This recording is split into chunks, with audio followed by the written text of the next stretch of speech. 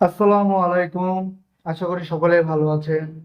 তো আজকে আমি যে হাদিসটা পড়তে যাচ্ছি সেটি হলো সহিহ বুখারীর একটি হাদিস।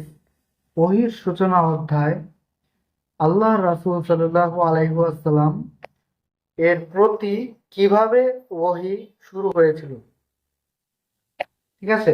তো আমরা প্রথমে এটাই ঢুকলাম। এরপর আমরা দেখতে পাচ্ছি এখানে যে হাদিসটা আছে এই হাদিসটা আমরা এখন পড়ে শুনবো। আলকামা ইবনে ওয়াকাস আল লাইসি রহমতুল্লাহ আলাইহি থেকে বর্ণিত, আমি উমর ইবনুল খাত্তাব রাদিয়াল্লাহু আনহু কে মেম্বারের উপর দাঁড়িয়ে বলতে শুনেছি, আমি আল্লাহ রাসূল সাল্লাল্লাহু আলাইহি ওয়াসাল্লামকে বলতে শুনেছি, কাজ এর প্রাপ্য হবে নিয়ত অনুযায়ী, আর মানুষ তার নিয়ত অনুযায়ী প্রতিফল পাবে।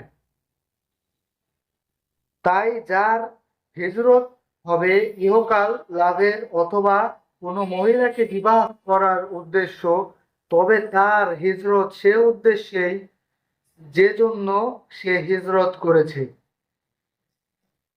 তো আমরা এর থেকে বুঝতে পারতেছি যে আপনার জন্য নিয়ত কতটা কার্যকর। নিয়ত ছাড়া কোনো কাজের কোনো মূল্য থাকে না, কোনো গুণ থাকে না। আপনার নিয়ত যেমন হবে আল্লাহ তাআলা সেই কাজের প্রতিদান আপনাকে সেইভাবে ফেরত দেবে।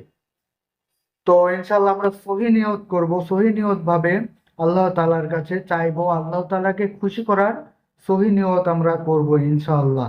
তাহলে আমাদের নিয়তে কোনো সমস্যা হবে না, এবং আমাদের নিয়ত থাকবে আখিরাত নিয়ে। আখিরাতে যাতে আমরা ভালো থাকতে পারি এবং আল্লাহ তাআলাকে খুশি করা, আল্লাহ তাআলা আহ, মানে রাগান্বিত হয় এমন কোনো কাজ আমরা কখনো করব না, এবং আমরা সবসময় ভালো কাজের জন্য নিয়ত করব ইনশাআল্লাহ।